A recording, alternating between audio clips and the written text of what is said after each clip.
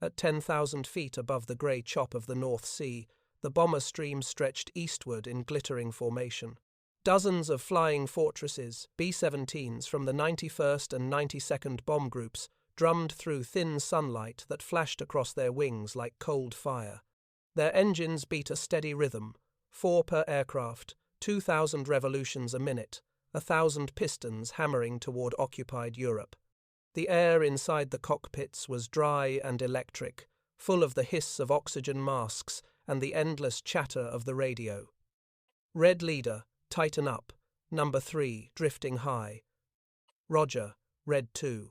Check your interval. Over. Navigator to pilot, drift 6 degrees north. Roger. The voices came and went, clipped, cheerful, confident. To the American crews, that chatter was life itself, a link to the other men above the clouds, a comfort against the loneliness of thin air. To the Germans, listening on the ground, it was a map. Far below, in a squat concrete blockhouse near the Dutch town of Egmond aan Zee, the Y-Dienst operators sat hunched over their receivers. The name meant simply Y-Service, Funkaufklärung in German, radio reconnaissance. Banks of glowing valves hummed in the gloom. Headphones crackled with English words. Each transmission produced a thin needle swing on the cathode ray direction finder. 3 stations, Flushing, The Hague, and Leeuwarden, plotted the bearings on transparent charts. Where the pencil lines met, a small circle marked the position of the American formation. Contact Nordsee, 150 degrees, speed 180, an operator murmured. Major Hans Rode, the duty controller, leaned over the table. Jagdgeschwader 26, scramble, course 215, Höhe 8000. Within minutes, Messerschmitts and Focke-Wulfs rose from their airfields like wasps from a disturbed nest. The Y-Dienst had turned careless words into coordinates. At the same moment, in the lead B-17, Captain Leonard Simmons of the 324th Squadron was adjusting his radio compass when his interphone filled with overlapping voices, pilots, navigators, gunners, everyone talking at once. Check, Red Leader, this is Blue 2, confirming bomb bay doors open. Roger that, Blue 2. Tail gunner sees bandits at 5 o'clock. Say again? The airwaves were chaos, and above the clouds, death was already closing in. By noon, the formation was over the Dutch coast. The first attack came out of the sun, Focke-Wulf, 190 fighters diving through the formation with cannon blazing. 2 fortresses burst into flame. Another sheared out of formation, one wing folding back like paper. The rest of the bombers tightened instinctively, shouting warnings, position calls, gunner reports every word, another beacon for the German intercept network below. In the operations room at Flensburg, technicians plotted each bearing in real time. A woman with headphones, one of dozens of trained linguists, translated the English chatter into clipped German summaries. Enemy leader reports fighters. Altitude 2 to 5,000, turning 3 degrees south. The duty officer penciled a note on the chart. Send Gruppe 2 to intercept. They are correcting course. By the time the survivors reached their target, 7 fortresses were gone. The escorts, short-legged Spitfires from the 9th Air Force, had turned back over the sea for lack of fuel. Only silence filled their radios now, the silence of absence.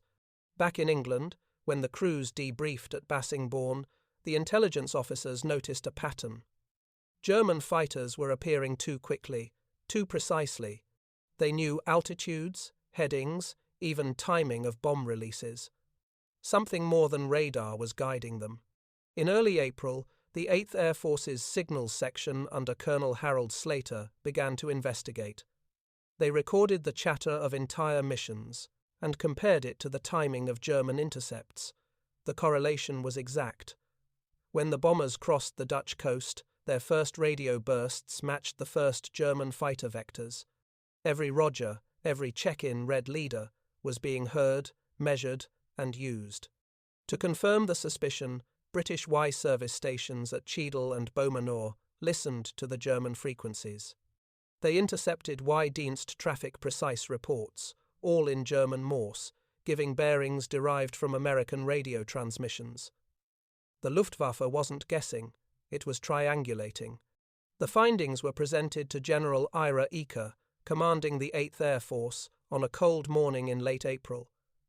The room at High Wycombe was filled with cigarette smoke and disbelief. "You're telling me," Eaker asked, "that our boys are talking themselves to death?" Slater nodded. "Yes, sir.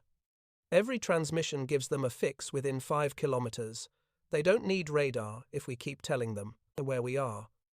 The phrase stuck. By that evening, the intelligence summary carried a new line in bold: Radio Discipline Operational Hazard Class 1. In the squadrons, the idea met resistance. Pilots had grown up on the radio, voices their only tether to sanity above 20,000 feet. The notion of flying combat in total silence felt suicidal. "Without comms, we're blind," one flight leader protested. "How do we form up? How do we warn of bandits?" Colonel Hubert Zemke of the 56th Fighter Group answered bluntly, "They can't shoot what they can't hear." Zemke had already lost 17 men in a month, many ambushed before they saw their attackers. He volunteered his group for the experiment. The first silent mission launched on May 5, 1943. 36 Thunderbolts rose from Boxted Airfield at dawn to escort B-17s bound for Bremen. As they climbed through the overcast, each pilot reached for his radio switch and turned it, to receive only. The air grew strangely hollow. No chatter, no banter, only the deep, hammering roar of radial engines. To the Y-Dienst at Flensburg, the sky went dead. The English voices vanished. The operators checked their dials, changed frequencies, tapped their meters. Nothing. The familiar grid of bearings remained blank. They reported to headquarters. No transmissions. Possibly malfunction of equipment. Above the clouds, the Thunderbolts took their assigned positions in wordless precision, using only pre-briefed timing and hand signals. Over the target, the bombers dropped through flak, and for once the German interceptors arrived late and disorganized. The Americans lost only 2 fortresses, an unprecedented low for that route. The after-action report was concise. Radio silence maintained entire mission. Enemy response delayed 10 minutes. Conclusion: communication blackout effective.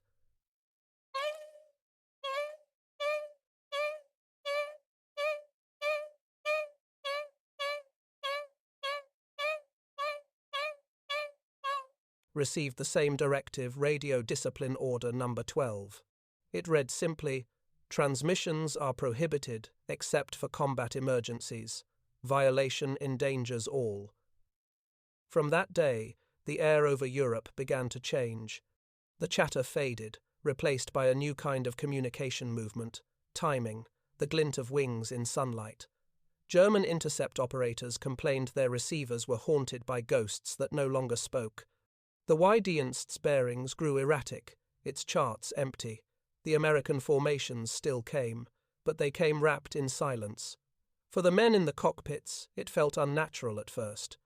Hours of engine noise, oxygen hiss, the hum of static with no human voice to fill it. Yet within that silence lay safety. Missions once predicted by German controllers now passed unseen. Losses fell.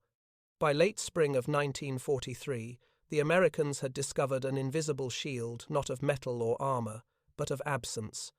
Every unsent word was a life preserved. Every silent minute was distance gained. The lesson was as stark as it was mathematical. In the war of the airwaves, silence itself could kill. The Luftwaffe's ears strained for voices that never came, and in that quiet, the shape of the coming defeat began to form faint at first, like a signal fading into static over the North Sea. In the brick bunker outside Flensburg, the operators of the Luftwaffe's Y-Dienst still came to work before dawn. Their world was measured in voltmeters, grease pencils, and the faint tremble of radio waves that crossed the North Sea. Inside, the air smelled of ozone and damp paper. The chief controller, Major Hans Roeder, had been intercepting Allied radio traffic since the fall of France.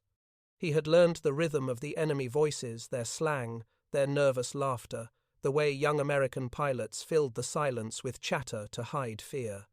But by June of 1943, those familiar voices had vanished. Rode's best technician, Lieutenant Gerhard Pohl, twisted the dial of his Telefunken receiver, chasing ghosts through static. "They were there yesterday," he muttered, briefly, then gone. Rode studied the plotting table. The coloured grease lines that once crisscrossed the acetate map of the Channel coast now ended in blank space. The bearings refused to meet. "Their discipline has improved," he said quietly. "Or someone has taught them to be quiet."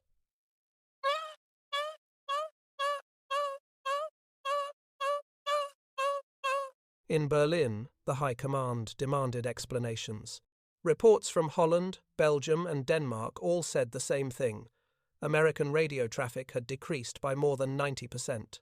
Fighter control officers who once guided intercepts using radio bearings now found their boards empty. The Luftwaffe had built its early warning web on two pillars, radar and radio. The Freya sets tracked distance, the Y-Dienst fixed direction. When the radio went silent, half their sight disappeared. To compensate, Rode ordered his teams to widen frequency sweeps, searching the VHF bands the Americans used. New antennas sprouted along the North Sea dunes like metallic reeds. Intercept trucks drove the coastline from Groningen to Calais. They found nothing but static and the occasional British weather report. The Americans had gone dark. Across the Channel, in a low building at High Wycombe, the 8th Air Force's signals intelligence officers compared their own intercepts of German transmissions. They could hear Y-Dienst operators calling for bearings that never came. Request fix on bomber stream, no transmissions detected. Confirm again, no fix possible. To the analysts, those fragments were proof of success. Colonel Harold Slater summarized it in a report dated June 10, 1943. Enemy direction finding efficiency reduced by estimated 65% due to improved radio discipline. Recommend continuation and expansion of current measures. It was the first time American silence had been quantified as a weapon. While the Germans groped through static, American crews were learning a new kind of precision. Pilots and navigators memorized timing tables down to the minute. Without radio coordination, every turn, climb, and altitude change had to be planned in advance and executed exactly on schedule. Ground controllers at Debden and Bassingbourn sent formations into the air with printed communication sequences, each squadron timed to merge with the next by the clock alone. Captain Joseph McGraw of the 78th Fighter Group recalled the first full silent escort to Kiel. "It felt like flying inside a dream. You had 50 aircraft around you, and not a word spoken. We moved like gears in a watch. When the Germans finally appeared, the American formations were already in perfect attack position. The first warning many Luftwaffe pilots received was the hammering of Browning machine guns. Inside the Flensburg bunker, the tone grew desperate. German controllers complained that their fighters were arriving too late, too high, or too low. The radar network could see the bombers, but could not separate the escorts without radio intelligence. "They come out of nowhere," one pilot wrote after barely escaping a Thunderbolt attack. "We used to hear them first, now we only see the tracers." By August, the Y-Dienst was reduced to intercepting fragments, American weather calls, blind beacons, the odd emergency transmission from a damaged bomber. Rode forwarded a grim assessment to Luftwaffe headquarters. "Enemy communications discipline now exceptional. Our ability to predict routes has declined beyond recovery. Recommend countermeasures involving deception or jamming." The report reached Hermann Goering, who scrawled in the margin, "Impossible, no Air Force can operate without speaking." But the Americans were doing exactly that. Their silence had become systematized. New training manuals instructed crews in radio minimalism. Every word was weighed against risk. Ground stations practiced guiding returning aircraft using colored flares instead of verbal vectors. Even distress calls were standardized into brief coded bursts. On the British side of the intelligence war, the Royal Air Force's Y Service began exploiting the German confusion. Using transmitters hidden in Kent and Sussex, British operators broadcast fake American chatter on old frequencies. They mimicked call signs, accents, and even crew jokes, sending entire phantom formations across the channel. The Y-Dienst, unaware of the deception, scrambled interceptors toward empty skies. On the night of August 19, 1943, during a test run, German fighters launched from Leeuwarden to intercept a bomber stream that did not exist. When the real American formation crossed the coast 200 kilometers south, the Luftwaffe was out of position. 20 minutes of silence had achieved what tons of bombs could not. Major Roeder wrote in his log that evening, "It is as though the enemy has vanished into the ether. They are invisible men." At High Wycombe, Colonel Slater's team compared operational statistics from the spring to midsummer. Before radio silence, average bomber loss rates stood near 8% per mission. By August, they had fallen below 5%. Fighter escort effectiveness had increased proportionally. A single table of numbers captured what words could not. Discipline had become defense. Still, the psychological toll on crews was real. Many pilots described the eerie loneliness of flight without voices. Lieutenant Paul Ramey of the 324th Bomb Squadron wrote in his diary, "It's the quiet that gets you. You want to say something just to prove you're alive. But you know if you speak, someone on the other side will hear it too." That quiet spread through the skies like a new doctrine. By late summer, the Luftwaffe had begun experimenting with listening patrols, fighters, flying with radios tuned only to Allied frequencies, hoping to hear something, anything. They returned with nothing but static. In the post-war archives of the Air Force Historical Research Agency, a single captured Y-Dienst memorandum dated September 2, 1943, summarized the collapse. "Enemy voice discipline now absolute. Bearings cannot be obtained. Our intercept service is blind." The Americans had found a paradoxical weapon, the power of nothingness. Where once noise had betrayed them, now absence protected them. In the vaults of Flensburg, the operators still twisted their dials, hunting for vanished voices, while above them the silent formations kept crossing the sky, invisible except for the glint of sunlight on aluminum. Major Roeder would later tell interrogators at Oberursel in 1945, "When they stopped talking, we lost the war in the air. The silence was louder than any bomb." Dawn broke pale and metallic over East Anglia. On the hard stands at Boxted, Duxford and Debden, lines of Thunderbolts and Mustangs shimmered with frost. Crews moved among them with the practiced quiet of men who had done the same thing 100 times before. Mechanics checked oil temperatures and boost pressures. Armourers fed belts of 50 caliber ammunition into wing bays, 3,400 rounds per fighter, each cartridge glinting dull brass in the morning light. The order had gone out at midnight, radio silence operational test number 5. 48 aircraft from the 4th and 56th Fighter Groups would escort B-17s of the 91st and 94th Bomb Groups to Bremen. From takeoff to touchdown, no transmissions except absolute emergency. The timetable was written on every pilot's knee pad waypoints, altitudes, and exact minute marks. Formation merges would be made by dead reckoning and stopwatch. Colonel Hubert Zemke walked the flight line before takeoff, stopping at each cockpit. "No chatter, no check-ins," he reminded them. "Keep your eyes open, trust the schedule." A young pilot asked, "Sir, how will we know if we're on the right course?" Zemke smiled. "If the Germans show up, you're right where you should be." At 0800 hours, the first Thunderbolts thundered down the runway, heavy with fuel and ammunition. As they climbed through the low fog, the pilots flicked their radio toggles to receive only. The world contracted to engine vibration, the needle of the altimeter, and the distant gleam of wingtips in formation. At 20,000 feet, the bomber stream appeared ahead, a vast, moving cathedral of aluminum stretching from horizon to horizon. The B-17s droned eastward at 180 miles per hour, their vapor trails knitting white paths across a cloudless sky. The Thunderbolts slid into escort positions, one squadron high cover, another weaving above the formation like silent hawks. Not a word passed between them. Below, the radar operators of Y-Dienst stations along the Dutch coast waited for the usual English voices. The headphones remained silent. Technicians tapped their meters, suspecting malfunction. In Flensburg, Major Rode listened for the telltale phrases, "Roger, tighten up, bandits 10 o'clock," but heard nothing. The bearings on his plotting table remained blank. He ordered search teams to widen the sweep. Still, nothing. By the time radar picked up the American bombers crossing the coast, the Luftwaffe controllers had barely 15 minutes to scramble interceptors. Fighters from Jagdgeschwader 11 clawed into the sky, climbing desperately toward a target already overhead. The result was chaos, piecemeal attacks, poor coordination, collisions in cloud.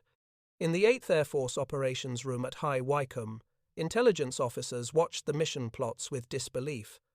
The bombers reached Bremen with minimal losses. German reaction had been late and disorganized. One report from a downed enemy pilot confirmed it. "We waited for their radio chatter, but there was none. They came like ghosts." Over the next weeks, silence hardened into doctrine. Every group practiced silent formation flights. Pilots learned to communicate with brief flashes of mirrors, wing waggles, or simple geometry of position. Ground crews painted discrete recognition markings on wingtips to help pilots identify squadrons visually instead of by radio. The effects rippled outward. Y-Dienst efficiency fell by 2/3. German intercepts grew erratic. Commanders at Dielen and Leeuwarden began guessing routes based on weather reports and contrail sightings. It was a blind man's hunt. For the Americans, the new quiet took discipline. Lieutenant Harold Brown of the 365th Fighter Squadron remembered the first time he broke it. "I called out a bandit at 2 o'clock. Instinct." The controller's voice came back, calm but sharp. "Silence, 2. You just told half of Germany where we are. I never said another word that mission." The silence changed the atmosphere of flight itself. Pilots described it as eerie, almost sacred. The usual banter was gone. Only the mechanical pulse of the engines remained. "It was like flying inside a clock," one navigator wrote. "Each man a gear turning exactly when the others turned." Even the Germans noticed the change in tone. Intercepted reports from Y-Dienst listening posts along the Rhine recorded frustration. "Enemy discipline exceptional. Impossible to obtain bearing. Suggest alternative tactics." Berlin analysts tried to interpret the absence as deception.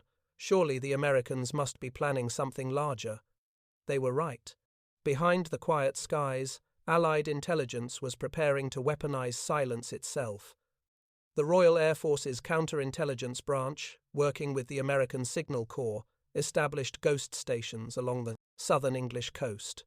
These installations broadcast pre-recorded snippets of bomber chatter, faked call signs, routine messages, even jokes, while the real formations flew wordlessly hundreds of miles away. The decoys lured entire German fighter wings toward empty air. By November of 1943, losses on deep penetration raids had dropped to their lowest levels of the war. American operational research recorded a simple statistic: missions conducted under full radio discipline had survival rates 30% higher than earlier in the year. The numbers spoke more clearly than any speech. For Major Rode's operators at Flensburg, the silence became unbearable. Each shift began the same way, tuning the receivers, recording static, filing blank logs. The long hours eroded morale. Some believed the Americans had developed new secret frequencies, others swore their transmitters were cursed. In reality, the Americans had simply learned restraint. Zemke summarized it in his end-of-month report: "A pilot's best transmission is the one he never sends." In mid-November, a single event proved the doctrine's worth beyond question. During a raid on Wilhelmshaven, one B-17 squadron broke discipline when its lead aircraft suffered a mechanical failure. The pilot radioed, "Losing engine 3, turning back." Within 10 minutes, Y-Dienst bearings locked onto the signal. German fighters intercepted the crippled formation over the coast, shooting down 5 bombers. The rest of the force, still silent, reached target and returned unmolested. The lesson spread through the airfields of England like scripture. Crews pinned handwritten reminders above their radios. Silence saves. Even ground controllers curtailed chatter. The skies grew emptier of sound, filled instead with the dull thunder of engines and the rattle of flak. By the close of autumn 1943, the Luftwaffe's radio intelligence service, once its sharpest tool, had gone deaf. American formations crossed the continent unannounced, unseen until bombs fell. The Germans had built their defense around voices. The Americans had taken those voices away. In that quiet above the clouds, the balance of the air war began to tilt. The noise of courage gave way to the discipline of silence, and for the first time, the Luftwaffe could not hear death coming. The cold came early that year. Over the English coast, the air turned silver with frost, and contrails hung low like scars across the pale sky. In the operations huts at Debden, Boxted, and Bassingbourn, the silence had become something more than discipline. It was strategy, ritual, and superstition combined. The Americans called it the ghost net. The Germans, still unaware of the full design, called it der schweigende Schwarm, the silent swarm. By December of 1943, the 8th Air Force had refined its silence into an art. No pilot, no navigator, no gunner transmitted unless his life had depended on it. The transformation had taken 6 months, and now the air war over Europe sounded like nothing at all. Only the static hiss remained, the mechanical breathing of the radio itself. But silence alone wasn't enough. The Germans were adapting. The Luftwaffe's signals section at Diehl began analyzing the patterns of radar reflections instead, trying to calculate formation size and course from the echoes alone. They called this new system Funkmessaufklärung. It could not identify units, but it could estimate altitude and heading. German controllers learned to direct interceptors using this ghost radar trail. To counter it, the Allies built ghosts of their own. The Royal Air Force's deception branch, known to insiders as the Noise Room, designed a network of transmitters that mimicked bomber formations using pre-recorded signals. Hidden in barns and cellars along the coast, these small stations broadcast faint pings and short bursts of chatter timed to coincide, with real missions hundreds of miles away.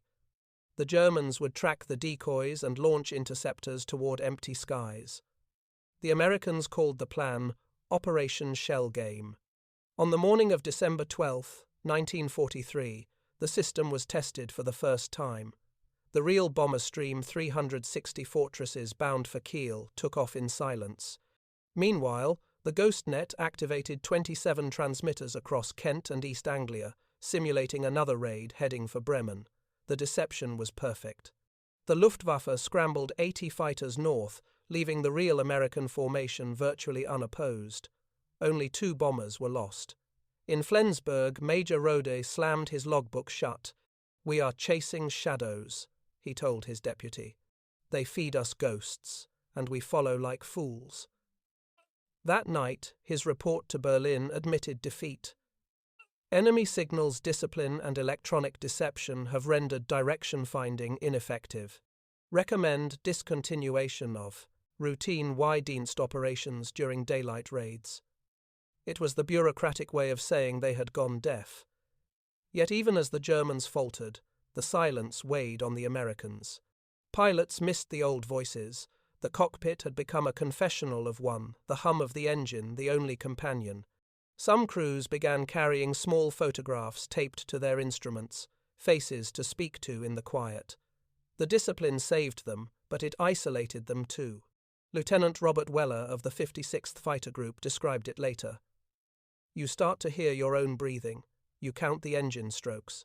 You look at the clock every 60 seconds just to know you're still on time. But when the bandits come, the silence feels like armor." The Germans tried one final trick.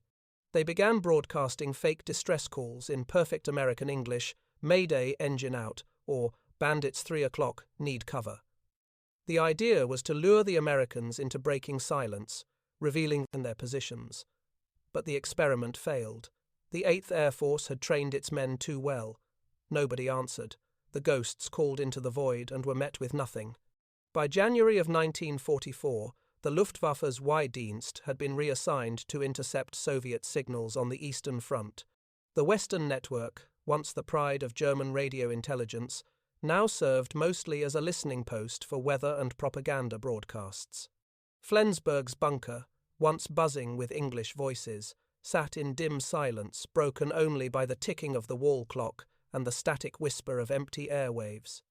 Across the channel, General Eaker's staff compiled the results. The numbers told the story better than any headline. In the first half of 1943, bomber losses averaged 7 aircraft per 100 sorties. By the end of the year, the figure had dropped below 4. Fighter losses fell even faster. Missions once regarded as suicide runs now returned with minimal damage. Silence had turned into survival statistics. Still, the 8th Air Force continued to refine the doctrine. Code names were shortened, brevity codes rewritten for emergency use only. When transmissions were unavoidable, such as warning of flak or mechanical failure, they were made in clipped, pre-arranged sequences. Fox 1 meant engine trouble, Fox 2 meant enemy sighted.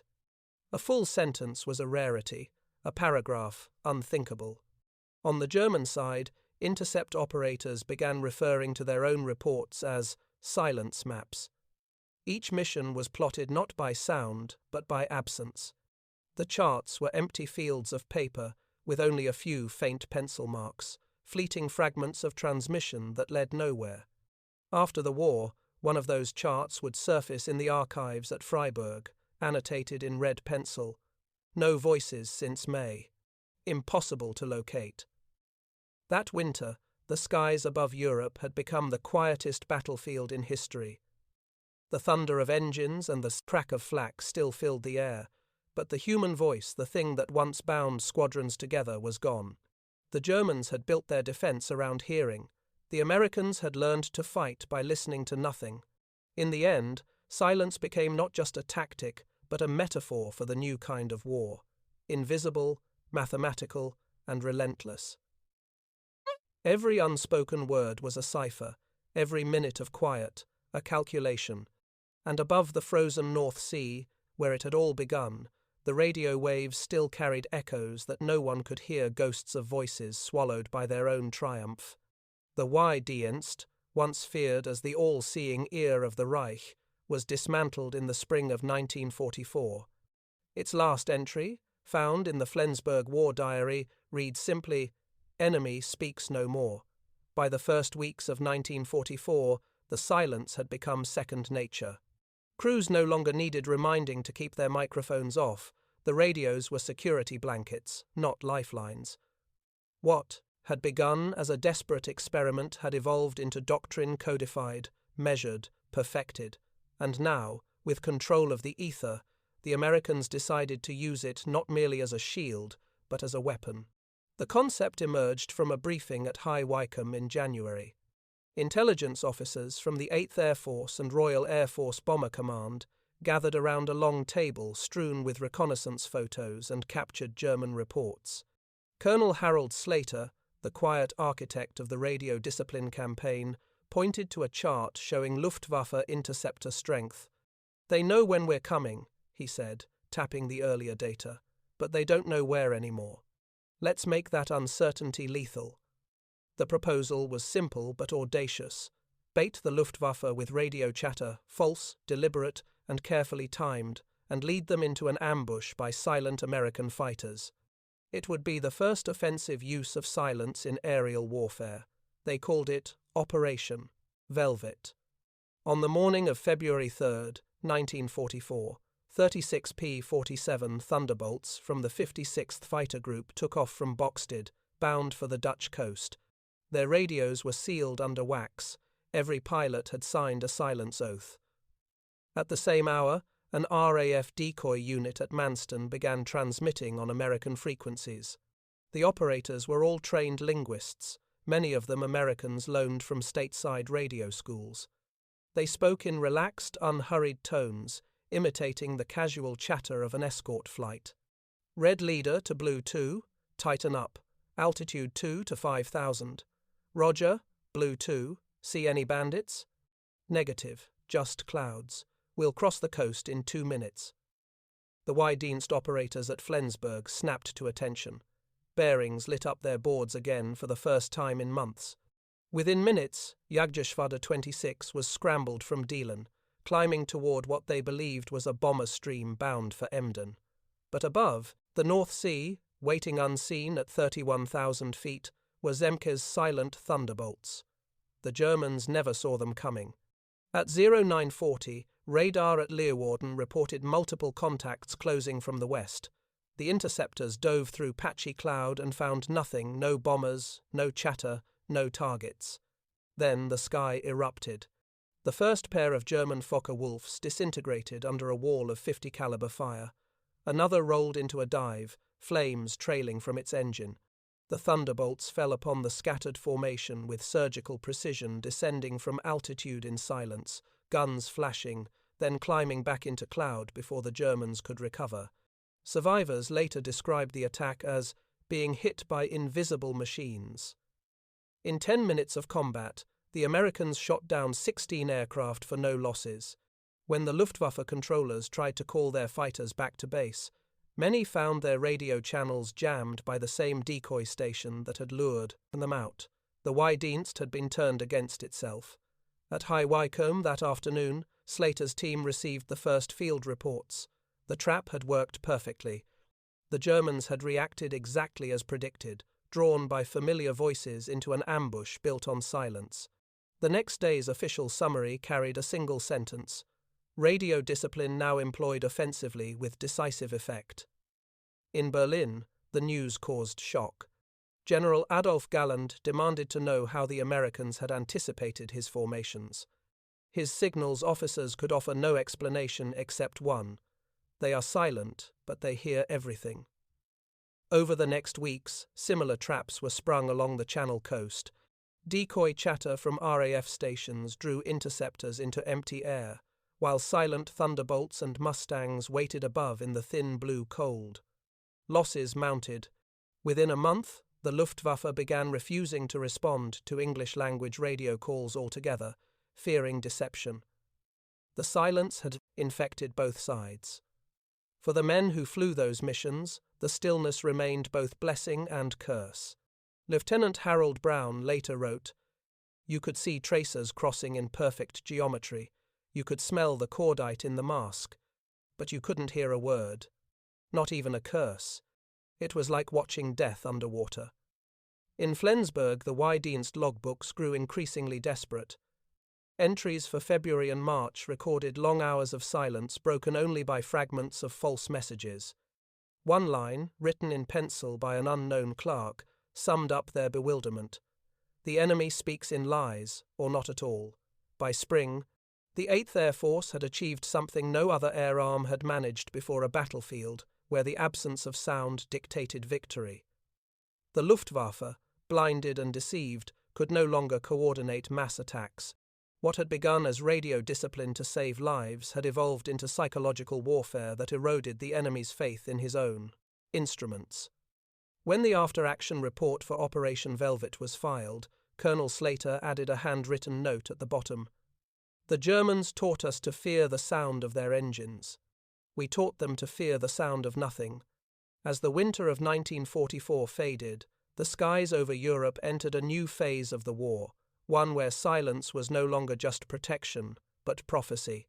The Americans had learned that sometimes the loudest weapon was the one that never spoke at all. By March of 1944, silence had reshaped the war in the air. The skies over Europe no longer carried the busy hum of overlapping voices, the clipped banter of pilots calling altitudes and headings. Instead, the airwaves were nearly bare occasional bursts of German commands, followed by static and the dull roar of engines that no one could locate. From the blacked-out windows of the Y-Dienst bunker in Flensburg, the world seemed smaller. Major Hans Rode's operators still reported, each day for duty, spinning the dials of their receivers, recording nothing but the emptiness of the ether. The rhythm of intercept had become ritual tuning, scribbling, listening to ghosts. The faintest trace of English might flicker across a frequency, but by the time bearings could be plotted, it would vanish like vapor. "What do you hear?" Rhodey asked one morning, pausing behind a young operator named Kohler. "Only the weather," the boy said, shrugging. "And our own echoes." Germany had once prided itself on hearing everything the secret empire of the unseen ear. In 1940, the Luftwaffe's Y-Dienst could triangulate an RAF raid within minutes. Now, in 1944, the Reich's vast listening network had become obsolete. The British and Americans spoke only through deception, through noise designed to mislead. Across the Channel, Colonel Harold Slater's team at High Wycombe analysed captured German intercepts with quiet satisfaction. "They're guessing now," Slater told General Doolittle. "Their bearings don't line up. Their fix plots are blind." Doolittle nodded slowly. "Then we'll make them guess harder." A new layer of deception took shape, Operation Phantom Circuit. Under Slater's design, Allied transmitters broadcast shifting signals across dozens of frequencies, each lasting mere seconds before changing. The pattern resembled a complex hum, like static thunder, no message, no meaning, just constant motion. The purpose was simple: to overwhelm the enemy's ears with ghosts, until no one could tell what was real. While the Germans hunted for voices, the Americans prepared for the next stage of their campaign. Fighter Command intended to extend radio silence into full coordination between bomber, escort, and ground control. One synchronized ballet with no speech at all. Each formation was assigned color-coded flares, wingtip recognition lights, and time-based maneuver tables accurate to the second. On April 8, 1944, the new doctrine was tested over northern France. The target, a rail yard at Saint-Paul-sur-Ternoise. 350 B-17s crossed the Channel at dawn, escorted by P-47s and newly arrived P-51s. Not a single transmission marked their progress. German radar saw them, but the Y-Dienst could not hear them. In the operations room at Deelen, a harried controller tried to piece together reports from scattered radar posts. "They're over the coast, no. Turning south, no. Disappearing into cloud." Fighters scrambled too late. When the bombers struck, the first warning came from the explosions themselves. That evening, a Luftwaffe report filed in Berlin admitted, "Lack of enemy communication renders interception timing impossible." It was the bureaucratic death notice of the Y-Dienst. The silence also began to shape the psychology of combat. American crews who had once feared the emptiness now embraced it. Pilots described the eerie focus of flying without words, the sense of belonging to a single, vast, breathing organism. Lieutenant Robert Johnson compared it to prayer. "You spoke before takeoff and after landing," he said. "Between, there was only duty and wind." But the Germans experienced something else, a creeping dread of the invisible. Fighter pilots, once confident in their control room guidance, now launched into the air with no clear picture. They had to rely on eyesight alone, and at 30,000 feet, that was suicide. The Americans, high and silent, struck like lightning, then vanished into blue. On the ground, Rhodey's operators logged one final anomaly, a faint Morse pattern repeating at long intervals, unrecognizable but rhythmic. They called it Der Flüsterer, the Whisperer. It was, in fact, part of Operation Phantom Circuit, a meaningless loop designed to taunt German intelligence. Some claimed it spelled the letters USA in code. Others believed it was Allied mockery, an invisible trumpet of victory. By May, the Luftwaffe's listening network had withered to a handful of scattered posts. The once feared Y-Dienst that had triangulated Britain's bombers now tracked only weather balloons and civilian broadcasts. One captured German officer later told Allied interrogators, "When the Americans went silent, it was as if they turned off the world." In London, a young cryptanalyst named Peter Ashcroft drafted a secret memorandum summarizing the transformation. In this new kind of war, victory belongs not to those who shout loudest, but to those who vanish first. His report circulated quietly through both RAF and USAAF channels, becoming the unspoken creed of the airmen who would soon escort the invasion fleets to Normandy. By the time the summer sun rose over southern England, the silence had become total. The Y-Dienst's dials spun idly in the empty air, the operators reduced to caretakers of their own obsolescence. The Allied formations still came gleaming, relentless, unstoppable, but they came unseen, unheard, and untouchable. In those final months before D-Day, the Germans still peered through their headphones, straining for the old voices, listening for a Roger or a check-in red leader that would never come. But the ether, once alive with chatter, now held only the quiet hum of defeat.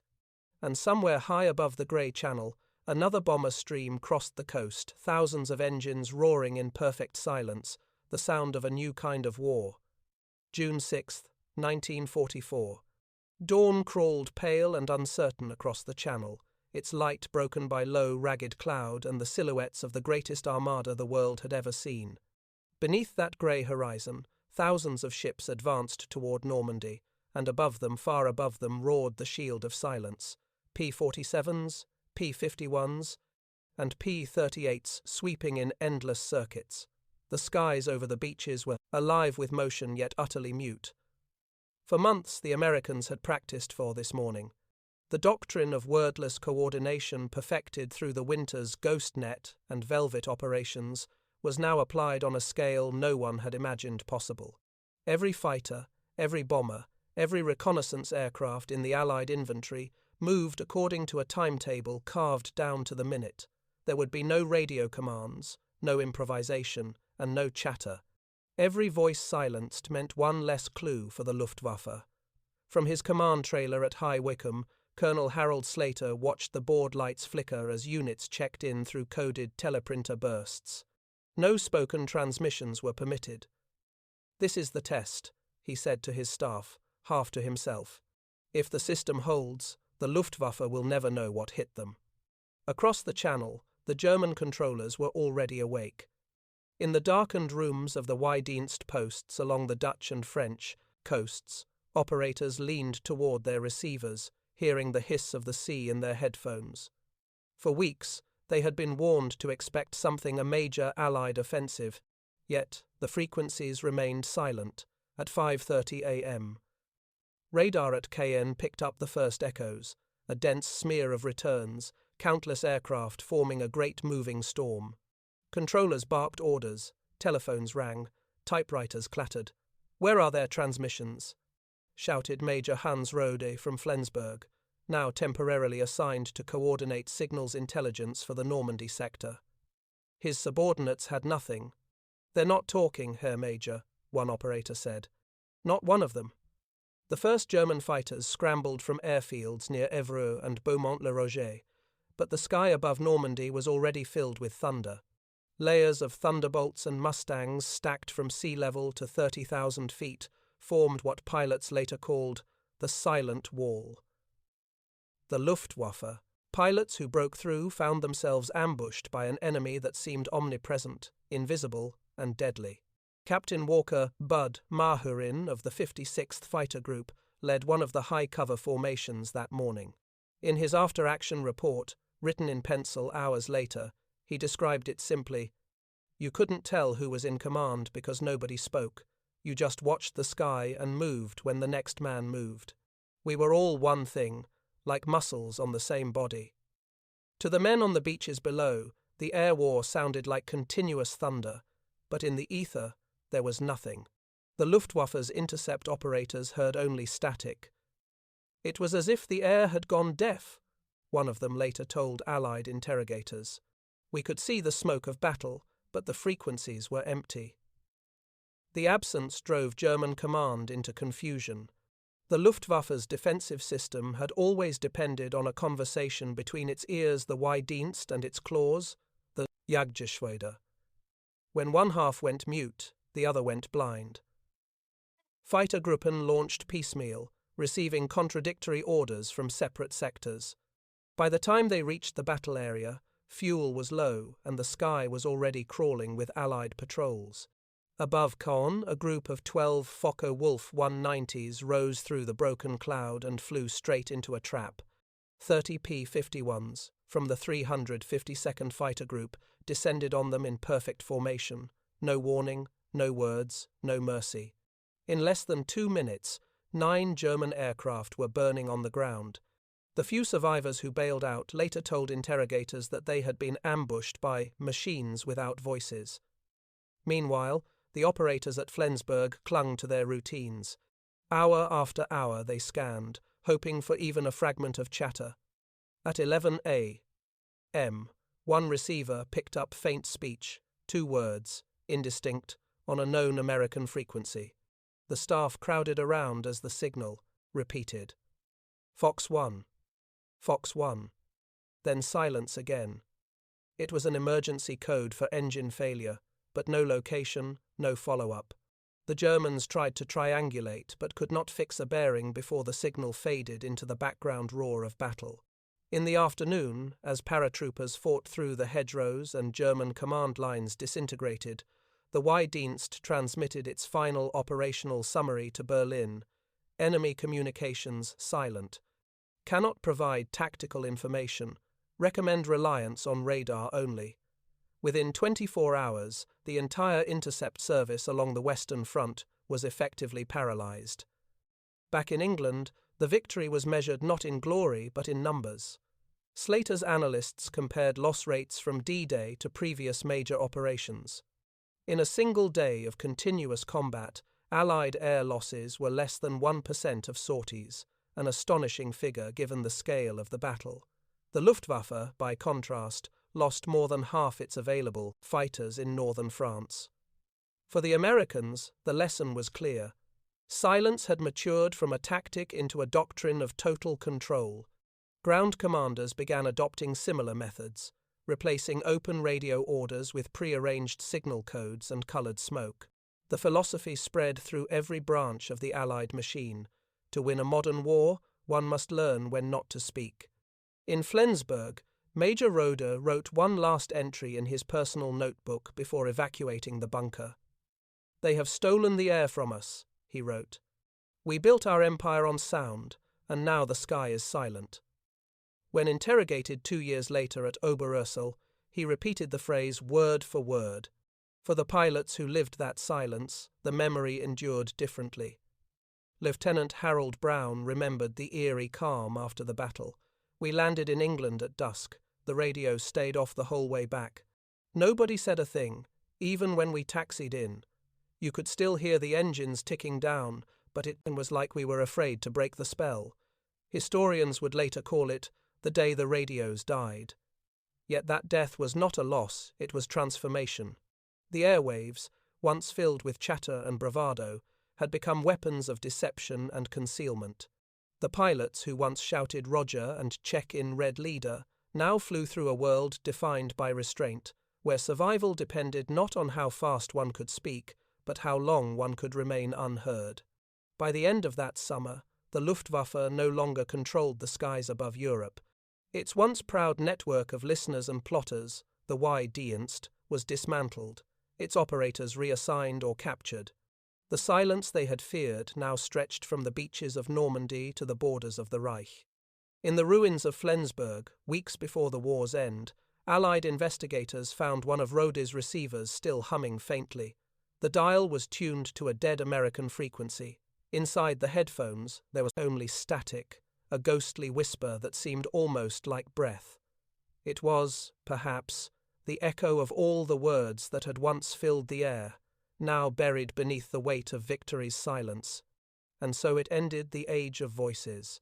The sky that had once spoken in code and confidence now belonged to those who had learned its final, simplest truth, that in the loudest war in history, the side that learned to listen to nothing won everything. By September of 1944, the silence that had begun as an experiment had become the standard operating condition of Allied air power. Across England's green airfields, from Leiston to Debden, the sound of engines warming before dawn replaced what had once been the chatter of radios. The voices that once crowded the ether pilots calling positions, controllers barking vectors, ground crews wishing luck were gone. The only words now came before takeoff and after landing. In between stretched the long, wordless hum of war perfected. For the German Y-Dienst, there was nothing left to intercept. The once feared network of listening stations that had blanketed Europe now lay hollow. Many receivers sat unmanned, others were operated by boys barely old enough to shave. The older technicians, men who had once triangulated entire bomber streams from a few seconds of talk, stared at their instruments like astronomers waiting for vanished stars. The airwaves that had once betrayed the enemy's plans now betrayed only Germany's isolation. In Berlin, General Joseph Kammhuber, the architect of the night fighter system, studied the final Y-Dienst reports with silent rage. "We are deaf," he told his staff. "Completely deaf. The Americans have turned the sky into a desert." He proposed rebuilding the network using radar cross-plotting, but fuel shortages and Allied bombing made it impossible. The Reich no longer had the resources to hear, let alone fight. At High Wycombe, Colonel Harold Slater's Silent Command project had become an open secret. He had been promoted to full colonel after Normandy, but his quiet satisfaction came not from rank, it came from data. The numbers told the story. Allied bomber losses had fallen by more than half since the implementation of strict radio discipline. Fighter escorts no longer gave away their presence. German intercepts had dropped from hundreds per day to fewer than 10, almost all of them decoys transmitted deliberately by the Allies. The silence was no longer defensive, it was offensive art. Slater's team began developing new deception layers that blended sound and silence-controlled bursts of radio noise intended to mimic the rhythm of ordinary communication, punctuated by deliberate voids. The technique, code-named Black Echo, was used to conceal the build-up for Operation Market Garden in September 1944.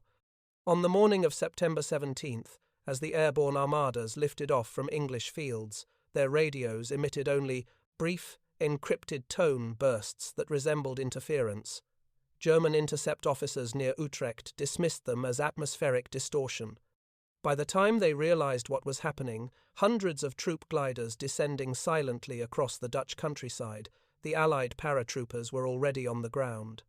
In captured documents later recovered by Allied intelligence, one German officer's report read simply, "No warning, no sound. They came like ghosts. For the pilots of the 8th and 9th Air Forces, the silence shaped everything.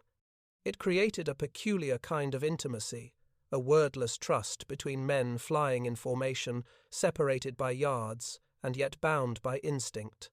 Lieutenant Charles Red Hanley of the 352nd Fighter Group described it years later at a reunion in 1959. "It's strange, but after a while, you could almost hear each other without the radio. You'd feel what the leader was going to do, when to roll, when to groad, break. It was like a kind of telepathy made of noise and trust. But silence carried weight, too.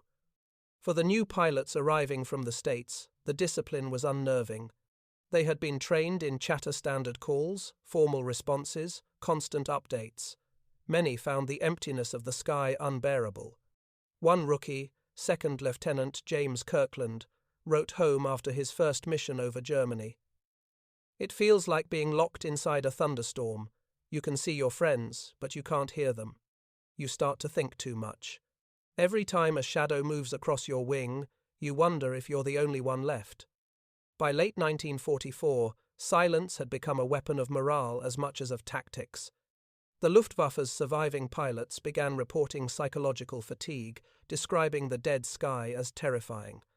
One report from Jagdgeschwader 3 included the line, "We fight an enemy we cannot hear." The absence of sound, once a tactical inconvenience, had become an existential symbol, the erasure of German control. In December, during the Ardennes offensive, the contrast reached its peak. As Hitler's last great gamble unfolded in the forests of Belgium, the Luftwaffe attempted to regain initiative through low-level surprise raids. But Allied silence defeated them again. The Americans, forewarned by radar but never by chatter, scrambled interceptors in perfect synchronization. The German pilots, expecting the usual verbal confusion of enemy coordination, instead met formations that appeared wordlessly from the mist, already positioned for attack.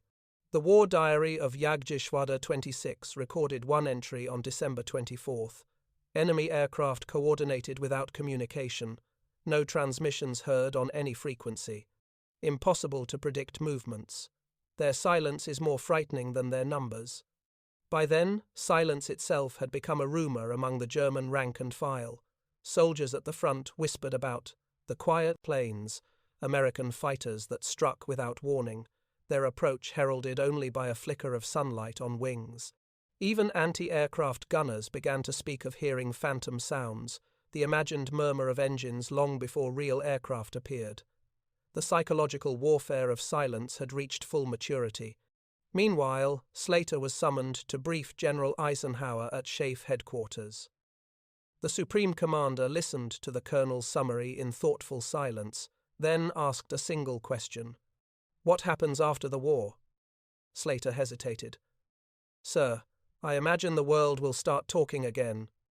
Eisenhower nodded slowly. "Let's hope it remembers what to say."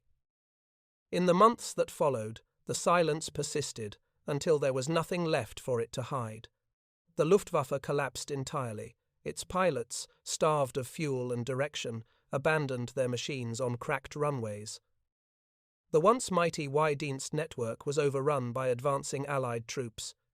In the ruins of its headquarters, investigators found rooms lined with empty shelves, piles of obsolete headphones, and stacks of blank intercept logs.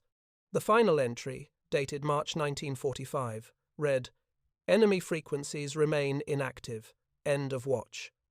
After the war, historians struggled to quantify silence.